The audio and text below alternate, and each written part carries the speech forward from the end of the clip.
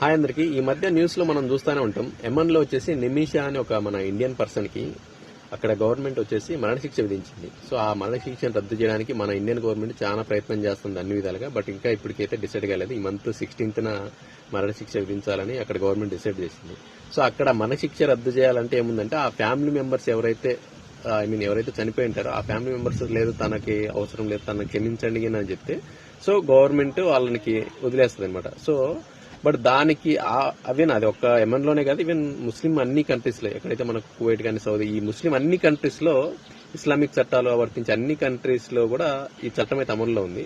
So అలాంటి చట్టమే నిజంగా ఇండియాలో ఎన్నుంటే మాక్సిమం దేశంలో మర్డర్ చేసిన ఎవరికి కూడా ఎటువంటి శిక్ష పడదేమో. ఎందుకంటే చంపేసి ఎలాగో వాని మిగతా ఫ్యామిలీ మెంబర్స్ భయపెట్టేసి వాళ్ళ నుంచి బలవంతంగానే క్షమాభిక్ష పెట్టించుకునేటట్టు చేస్తారు మన ఇండియాలో.